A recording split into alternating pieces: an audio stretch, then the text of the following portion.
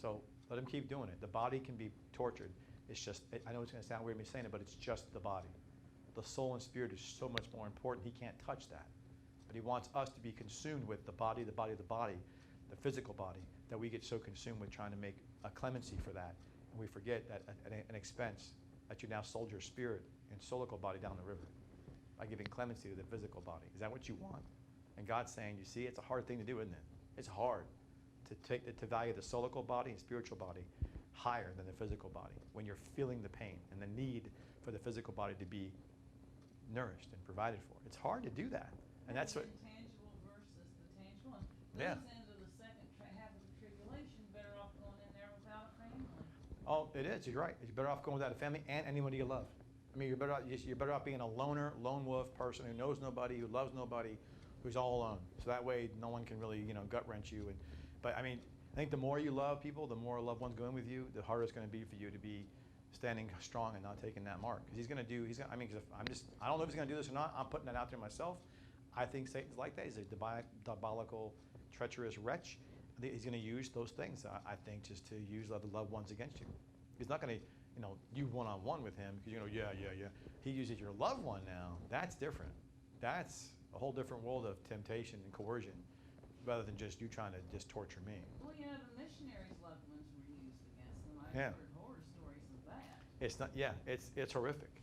So that's chapter 20. We just finished up there now, but now we're going to chapter 21 so Elijah sees all this go on for over about 2 years now. There's the year of the first battle, they besieged. There's a second battle, lasted pretty quickly, just a little over a year. This has all gone on. Elijah's seeing all of this on the sideline being benched, having God use other prophets, plural, and not him. None were named him.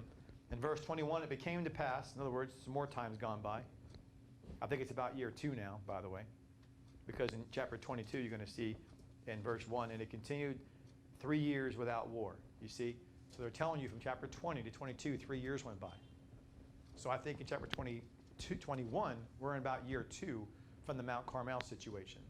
We're now 2 years removed from Elijah having zero usage from God. Zero. 2 years on the sideline, sitting there going, put me in, coach. No. Sit. Watch. I'm the star player. Again, you're not learned. I'm the star player. I use who I want. Okay, sorry. What I meant was, sit. Watch. Learn, son. And I think 2 is the year of testimony and division. 2, that's why I think it's 2 years in. That's why it says in verse 21, after telling you in chapter 20, it was a year plus. Now, verse 21, chapter 1, verse 21, says, and it became to pass after these things that Naboth, the Jezreelite, had a vineyard. Now, I think this is going on to year 2 now. We're 2 years in, where I think God's now given Elijah some reference to testimony and witness against him. He divided the experience of Mount Carmel, the experience on the God taking the task on the mountainside and the backside of the desert here, and now he's separating 2 years later. He's calling him to task one more time to do one more thing before he sends off later on, having Elijah take his place. It's coming up here. So we're going to have much time here, about maybe 15 minutes. So I'm going to go over this again on Friday. But so he goes in verse 1 of chapter 21, and Naboth the Jezreelite had a vineyard, which was in Jezreel, hard by the palace, or beside the palace of Ahab, king of Samaria. And Ahab spoke unto Naboth, saying, give me your vineyard, and I may have it for a garden of herbs, because it is near my house, and I will give thee for a better vineyard than it, and it seemed good to you, and I will give you the worth of it in money and silver. And Naboth said to Ahab, the Lord forbid it, that I should give the inheritance of my fathers to you. And Ahab came into his house, heavy and same phrasing back in verse 43, peeved and enraged. He was very, again, ticked off and very fuming wrath. That's how badly he wanted it. And because the word which Naboth the Jezreelite had spoken unto him, for he had said, I will not give you the inheritance of my fathers. And he laid down upon his bed and turned away his face, and he would eat no bread. So it bothered Naboth. He would ask. And so he ate no bread. I believe he was actually, at this point, fasting and praying to God, saying, why is this happening? Provide for me, stuff like that. What's interesting to note is that Ahab was just told in chapter 20, you're going to die. I'm taking your life and life of all your kids, all your people. Why are you interested in getting land? I just told you your life's going to be taken from me. Isn't it interesting? Notice how life goes about as normal, even though God has pronounced judgment of consequence upon our life. Isn't that funny? People always act like, how can he or she do that after hearing? Well, Ahab did it. He just got finished hearing his life's going to be taken by God and his people. The very next chapter opens up with him wanting a physical possession in a world he knows he's short-lived to enjoy. He has a colossal sense of entitlement. Isn't it? He does. He thinks he's entitled, but he also has a very big problem with short-sightedness. You do realize that you just got told physically your life on this earth is about to end very shortly. So it's like he's trying to gather in much as he can to have pleasures because he knows his afterlife's going to suck. I mean, he pretty much, you got to think why is he going after this physical? Eat, drink, and be merry for tomorrow. That's what he's thinking. He's thinking, well, my future's going to be pretty pathetic here. God's taking my life. I don't have much future to look forward to. He's trying to gather all he can now to enjoy his life now. Think about that. So why else is he doing it? Why else would he get someone else's vineyard physically? Unless he's trying to say, I want to live up now while I can, because I know my life's going to end. It's like a person knows he has cancer. They take money out of everything they have. They have 6 months. They go live it up. They go skydiving, cliff diving, do all this dangerous stuff. They do all these things. They want to live their life to the fullest until they're dead. Ahab, I think, is doing the same thing. He's like, you know what? The Lord says my life's going to be taken. Fine. I'll take what I can get while I can, when I can, because it all belongs to me anyways. I'm just going to take what I can in my life. Since God's going to take my life, I'm going to enjoy what I can, when I can, whenever I can, how I can. And he's going to take it. And Naboth's troubled by it. And by the way, notice how he offered Naboth something that Naboth said no. He was offering him money for it. He wasn't trying to take it. He was offering him money for it. And Naboth didn't say the money was not enough. He said it was the value he imputed to it is why it was not for sale. So it wasn't like Ahab, because it says here, Ahab, it says, I will give you a better, he's going to give him a better vineyard, and I'll give you a price worth for it. So he was going to give him a better vineyard and give him equal fair price. Ahab's trying to do the right thing, actually. He's not doing a shady business deal. He's doing a good business deal. He's giving him good value and a better vineyard later on. But this is a lesson application learned to us. It doesn't matter if someone says, here's what happens to us, by the way, in our common theology. This is why Naboth was tempted, I believe, and that's why he was tempted a little bit, but he's also heartbroken that all know the king's asking for this. It's a matter of time. It's not going to end well. I think he knew that, which is why he went to bed and didn't eat. He was like fasting and praying like, God, please help me. This is not good. The king lives next door to me. No good's going to come from this. So when he in verse 5 or verse 4, he would not give the inheritance. He laid him down upon his bed, and he turned away his face, and he would eat no bread. So, and by the way, that's actually Ahab. But Jezebel, his wife, came to him and said to him, "Why is the spirit so sad that you eat no bread?" So that's actually Ahab as well, eating no bread. Excuse me, I said Naboth. It's Ahab ate no bread because he's thinking, I'm not going to eat any bread. I'm distraught. I'm angry. He just heard God saying, "Let's going to be taken." Now he sees Naboth saying this. I believe Naboth actually is thinking and contemplating this as well. I'm getting the two things mixed up there. So Naboth is not the one not eating bread. It was Ahab. And Jezebel's saying, "Why are you eating no bread? What's wrong with your spirit? You're downcast." But Naboth, I believe, is contemplating because of the fact that he's realizing he lives next to the king. This is not going to end well because the king has a desire for something that's not his. He was going to give me a fair price, going to give me a better situation, and I said no because I value what I have versus good value in return. Yeah, I can experience a better life and have even more blessings. You know what it comes down to is, I'll tell you what to me, what it made me remember is, people who leave this walk with God, when the deeper things of walking with wisdom with God and the consequences that come with it, the being ostracized, the constant not being able to fit in with the larger group of churchianity, right? The tendency is to say, somebody offers you, hey, come and belong to a big church. What's bigger than what you have now? The value's not the same, but it's bigger and better. And by the way, I'll give you fair price. In other words, I will value you. I'll give you a teaching position. So they want to give you the ability to have a sense of worth, and they want to also, secondly, say, look, don't you want to belong to a group that's larger than what you belong to? Don't you want to be part of the majority and not be made fun of? Your life can be better. It can be improved. I can improve your life by improving your circumstance and give you fair value in exchange.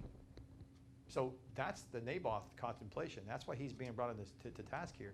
It's an example of us. us who know what we know, given what we've been given by God and his wisdom and his love, to say, is what you know about God and his word valuable enough to where what your fathers, in our case, spiritual fathers of the word of God, and what you've God has imparted to you by his spirit, by the spirit of Christ, and by the words of his testimony in his scripture, are those more valuable than having a bigger scale of blessing and a larger congregation? I say yes. Is it more valuable than saying, hey, I'm going to give you a fair price. Oh, you want to teach, do you, Preston? Sure. I'll give you a chance to still teach. Yeah, but I can't teach the same way. You know that. So it's the same way Naboth was thinking. You could give me the same vineyard, but the memories won't be the same. I won't be walking with my father's trod. I'll always know I sold them down the river. I'll always know that. It'll be a bigger vineyard, and yes, I'll have a bigger blessing. I'll have monetary value, but it won't be that. I'll know that I devalued my forefathers, and I'll know I'll never be able to trod where they trotted, and I'll know that it ended with me, and I have to live with that. He said, no, I'm not doing it. What's the commandment? Honor thy father and mother. Yep. But I think it's speaking to that spiritual sense of us having to leave our vineyard that God's given to us, that's been passed on, and how do we value God's blessings to us? Is it by the value of what he's imparted to us, or is it by commensurate value that the world can give us and improve our situation? Because many folks do that, by the way. Dare I say, many folks get involved in the whole other scheme of the business side of things, and they leverage their churchianity into a business dealing of leveraging for financial gain and using Christ and Scripture as a means to do that. Oh my goodness, they do that too. And so it's not good. So, but he says in verse 5, but Jezebel, his wife, came to him and said, why is your spirit so sad, you eatest no bread? And he said unto her, because I spoke unto Naboth the Jezreelite, and he said unto him, give me your vineyard for money, or else, if it please you, I will give you another vineyard for it. And he answered, I will not give you my vineyard. Jezebel's hearing him going, you're being way too nice, dude. Jezebel, verse 7 says, what? Jezebel, his wife, said unto him, dost thou not govern the kingdom of Israel? In other words, aren't you the bad boy? Aren't you the one who runs the show? You're the king. You say jump, they say how high. Do you know who you are? See, Jezebel's always that one who feeds and fuels his arrogance. She feeds and fuels his stubbornness and his presumptions that he's all this. And so he needs her to continue to be this evil, malicious, rebellious person. This, by the way, shows you that even the worst of us, God can work on, but unless you separate yourself from the source of evil, it's to no avail. The source of his condemnation and rebelliousness was his wife. He's handpicked. He was handpicked. She had manipulated him. She is marionetting him. She is controlling him all day long. But the thing, taming of the shrew. Yeah. So you have this whole thing where Ahab can't free himself from his source of evil, wicked influence, which is his own wife. I'm not saying that women are the issue. It's any partner, husband or wife, who's the source of this evil, malicious, wicked, rebelliousness against God thing. You have to get away from that stuff, man. So he and you can't just, he's married to her. He's one union with her. He chose this lot. So see how his decisions came back to roost. God doesn't believe in divorce, so he married her willingly on his own volition. And then boom, she's now the one who's been the antithesis of his ability to walk with God. God shows him, I can still forgive you though. Matter of fact, I can actually give you provisions of blessings. 2 battles I delivered in your hands. But then they have now hearing that, oh, because of his clemency, the wrong way, at the wrong time, now cost him the providence that he's going to have his life taken, and so is his people. And then he starts being nice again to Naboth, saying, I'll give you fair exchange for this. But then Jezebel goes, don't be nice. You know who you are? I'm like, oh, gosh. So he has no chance, man. With a wife like that, always pushing you to be arrogant and presumptuous and stubborn, she goes, no, take it. Arise, eat bread, let your heart be merry. Going back to what you said before, eat merry, be merry until you die, drink, be well, right? And I will give you the vineyard of Naboth, the Jezreelite. Verse 8. So she wrote letters in his name. In other words, she forged his name. By the way, do resentful, bitter, vindictive humans do unsavory things? Yes. Can speaking for someone else in their stead falsely be one of them? Yes. Have you experienced that in your life? I have. So I have. Right? I've experienced it in my life. People doing that to me. I don't know if I've done it to somebody else, but I probably have, being a sinner. I have to think about it long enough. But I definitely have experienced unto me. But he says, and she says, so she wrote letters in Ahab's name and sealed them with his seal, and sent the letters unto the elders of the nobles that were in this city. dwelling with Naboth. So you see, she manipulated him. She controlled him. She caused him to think the way she wanted him to think, which was not the way that was the righteousness of God. There was nothing wrong with Ahab asking Naboth for the vineyard. Nothing wrong with giving him fair price. Nothing wrong with improving his situation. None of that went against God. None of that did. But this went against God. And Jezebel knew, based on what he just heard, there's no way in Hades he's going to do that. He's scared for his life for it going against Yahweh Elohim. So, but she's not. She's like, I got this for you, honey. What are you going to do? I got it. Don't worry about it. And she doesn't say she got consent to do this. She just on her own does this. This is a very malicious, self-absorbed, vindictive woman who is bitter and wicked and evil. She's a human who happens to be a woman who's evil. I'm not picking on women. She's a human who happens to be a woman who's exhibiting extreme evil and extreme wickedness and manipulation and vindictiveness and bitterness to get her way. And she's using whoever and however she can, the power available to her to do it. Sounds like some people you know in politics. Anyway. So she wrote letters and she lied about them, right?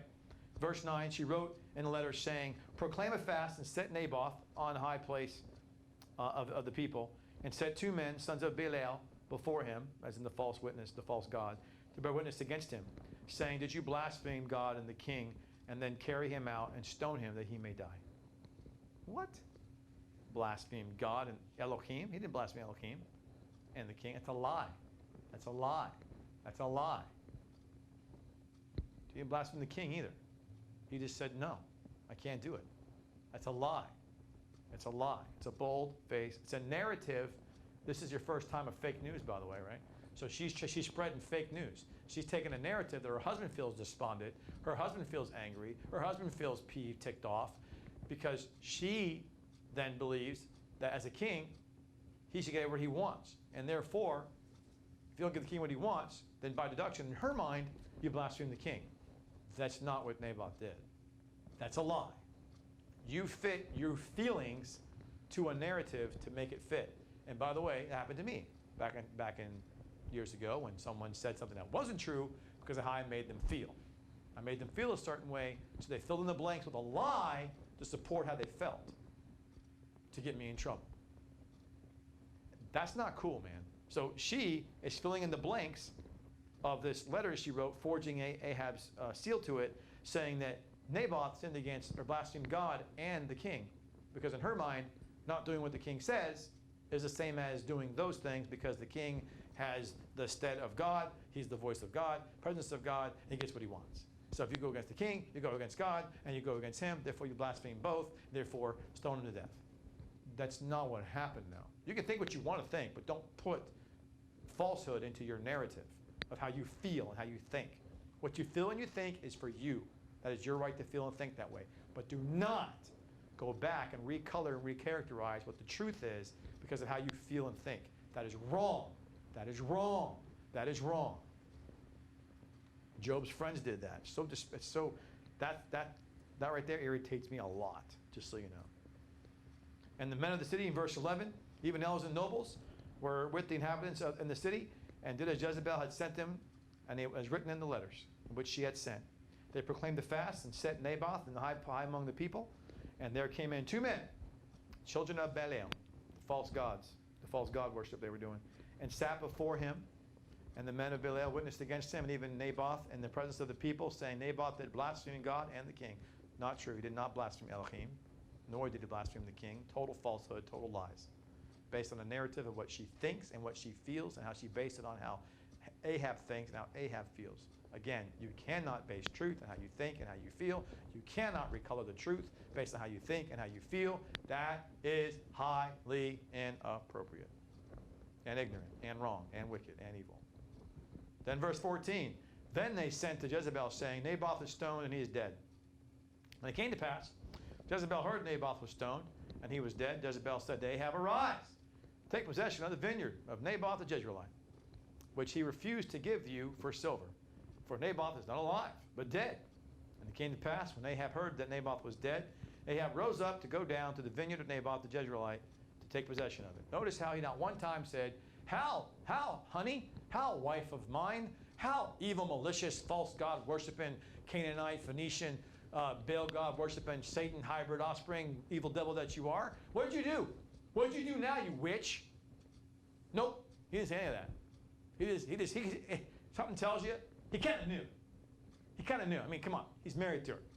He doesn't get surprised by his wife's actions. He darn well knew what she was capable of doing. He darn well knew that it should be of no shock to him. And if he was shocked by it, he'd have said something. But what's he say? Nothing. Matter of fact, he participates in the benefits of her actions. He goes right down Jezreel right away. Goes right there. Ha ha ha. Vineyard's mine. Awesome. Yeah, okay. Yeah, right. No, you don't know what she did. You know exactly what she did. You had no guts to do it, but you have no problem taking the reward of her malicious, vindictive, evil, wicked actions. You don't want to take part in the crime, but you have no problem sharing in its benefits, do you? Verse 17, and that's why they both got cursed here by Elijah. All of a sudden, out of nowhere, as we end our lesson for today, Elijah is brought up again. And the word of the Lord, Yahweh, came to Elijah the Tishbite, saying, Arise, go down to meet Ahab, king of Israel, which is in Samaria. Behold, he is in the vineyard of Naboth, whither he has gone down to possess it. And thou shalt speak unto him, saying, Thus saith Yahweh, thou hast murdered, and also taken possession. Have you murdered, taken possession? And you shall speak unto him, saying, Thus saith the Lord Yahweh, in the place where dogs have lapped the blood of Naboth, shall the dogs lap your blood, lick up your blood, even yours. And Ahab said to Elijah, How hast thou found me, O my enemy? In other words, I haven't seen you for years. Where you been, sucker? That's what Ahab's saying. Where you been?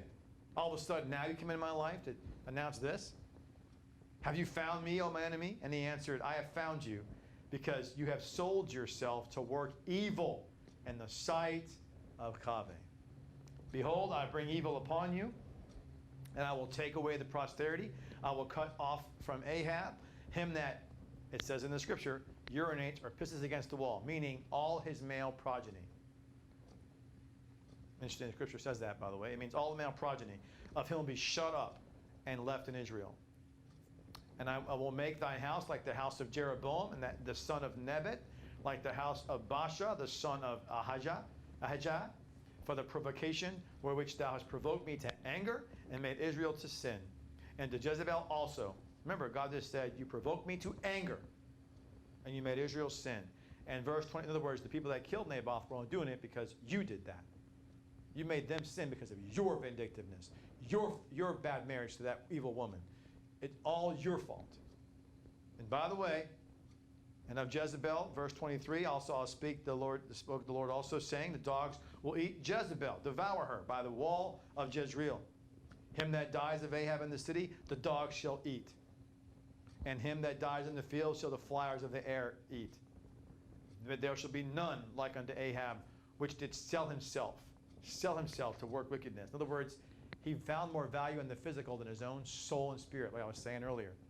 You have to value the spiritual and soulical body over the physical. That was not just me putting my 2 cents in. That's God saying that he saw that Ahab valued the physical, temporal life as much higher than the afterlife of the spiritual and soulical body. He sold himself, God says. He sold himself into work of wickedness, evil in the sight of God, of Yahweh, Lord, whom Jezebel, his wife, stirred up. She goaded him. That's what it means. She manipulated him. She prompted him. What's that? Him that dieth of Ahab in the city. What does that mean exactly? Meaning all of you that he had killed other people. And at his hand, anybody else that he had killed in the city, he's accountable for them too, not just Naboth. That's what he's talking about. Him that dieth of Ahab in the city, the dogs shall eat. And him that dieth in the field, the flyers. In other words, he's talking about Ahab.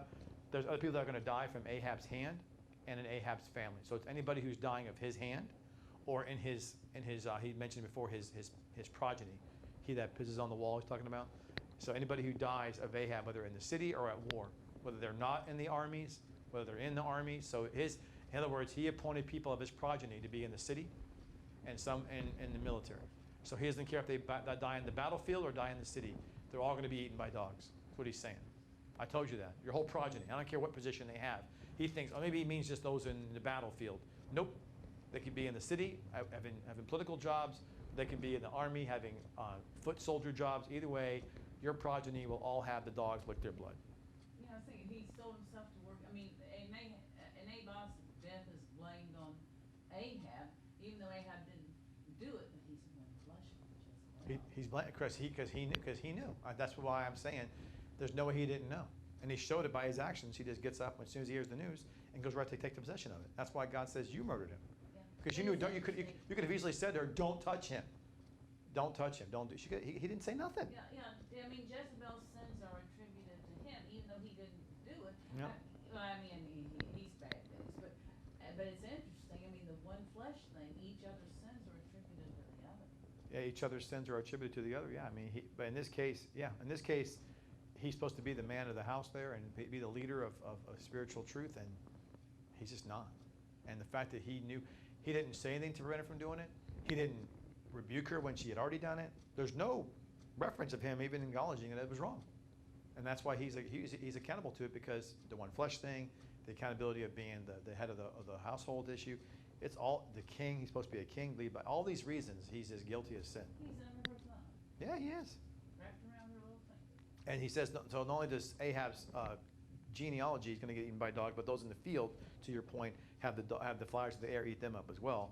So in verse 26, as we're finishing out for our time today, he said, he did very abominable, abhorrently, and following after idols, according to all things as did the Amorites, whom the Lord cast out, whom Yahweh dispossessed before the face of the children of Israel. And it came to pass when Ahab heard these words, now watch this now, Ahab, again, what's happening now is Ahab is a shell of a man. He's becoming a man with no backbone. He knows what right is from the time that God had blessed him with the battles and the Ben-Hadad experience of him giving him clemency, but he did the wrong thing. He should have just taken him hostage or taken his life. And now he hears his life's going to be in the balance. That experience changed him internally. And proof of it's right here. It changed him internally in how he viewed things, but he's still the same in his actions. He was still the same in his actions. He didn't stand for what was true. He was doing what was right by Naboth, but his actions of standing for what was true, he still didn't do it. He didn't stand for it. He didn't stand in front of his wife. He didn't rebuke her later. But here, watch this now. Verse 27, it came to pass when Ahab heard these words, he ripped his clothes, he put on sackcloth on his flesh, and he fasted and lay in sackcloth, went softly. He walked gently. In other words, he was depressed. He was sad. He took it to heart, man.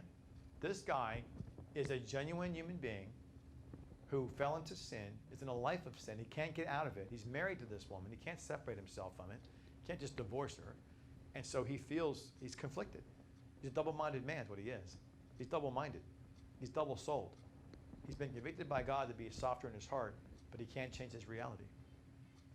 This is what you're seeing as a result. Bad decisions being made, participating in sin you're not supposed to be in, consequences come your way, and you're going to remorse and lament to God because of it. Look at yourself, my friend. Verse 28 and 29. And the word of Yahweh the Lord came to Elijah the Tishbite, saying, See thou how Ahab humbled himself before me? Notice how the Lord said this to Elijah as if to say, you see how you didn't do the very thing he's doing? Wow. That is conviction, if I ever heard it, from God to Elijah. Because he humbled himself before me, I will not bring the evil in his days, but in his son's days, and I will bring an evil upon his house. That cut. That was not funny. That was a dual message there for Elijah. My clemency runs deep even for those who are evil and malicious amongst me, because I told you, I changed him from those two battles. I changed him from that conversation. He was changed in his eternal disposition of honoring and being fearful of me. He just didn't have the courage to stand. You know, like you. What? Like, Elijah, wasn't that your problem? You believed in me too. You were fearful of me too, but you didn't have the courage to stand. Remember? Big difference. What did he do? He rent his clothes, sackcloth, cried, walked away despondently. What did you do? You continued to pound your chest. I'm the only one left and all. Really? Because Elijah didn't have a Jezebel in his yeah, life. and he goes, because he humbled himself, I'm giving him great clemency of not taking his life. You, on the other hand, did not do that. And that's why your life's going to be taken up to heaven pretty shortly. What? Yeah, it wasn't a good thing. That was me taking you out. and taking you come back to finish your job. So that's kind of, so it's interesting, Elijah's hearing this. People think it's Elijah being all tough, like, you see, he's humble himself like I did. No, like he didn't do. God's using the worst of the examples. All the kings of Israel who did evil, none did more than Ahab did before and after him. And yet God used Ahab, of all people, the nemesis of Elijah, the beginning of his ministry, the icon of evil and wickedness and rebelliousness and arrogance and stubbornness and pride. He used that guy to soften his heart, to bring consequence of his own sin through his wife, and to show him rent his clothes and be so filled with penitence and filled with brokenness that God said, how can he humble himself, but you couldn't? That hurts, man. You imagine hearing that if you're Elijah? It's almost like, again, you said, what's the similitude to Job? Because there's some similarities here. Remember how God used animals to show Job? Look how the horse is valiant, perseveres. Look how the ostrich trusts me. Look how the peacock. He used all these animals to show Job. They exhibit traits that you don't. They're animals. You're a human. I don't understand. I blessed you way more than I blessed them. And they have no problem exhibiting these traits. Why don't you? And that's what Elijah's hearing, even worse than Job heard. That was a slam to Job when he heard that. This is a really putting that knife in and twisting it, man. God is telling Elijah, dude, you have really got to get a handle on this arrogance of yourself. You see? That's why what's out in store for you. That's why I shelved you. That's why I shelved you, because you weren't humbled. That's why. It's sort of like a bad son and a good son in a sense. It reminds me of the parable of the prodigal son. Ahab in the spot of the prodigal, and then the older son who was so arrogant. Yeah, a little bit. Yeah, the prodigal son and the arrogant one, and yeah, you're right. It's similar things, but different. Similar principles, but different story, of course. But so we're over time. I got to end here. I'm going to erase this and re-put things on the board, obviously. So, all right, let's close in prayer, and we'll end our time together. I went over. I do apologize. So let's pray. So, Father, we thank you for this day and time we've had with you, to see you in your hand and your awesome work in our lives. Continue to help, guide, direct, and teach us your ways, your will, your love, your guidance, and your provision. Help us to trust you. Help us to stand firm in you. Help us to have a sense of, yes, your conviction and your provision, even through how great our sin can be, how deep our rebelliousness goes. You show us in Ahab.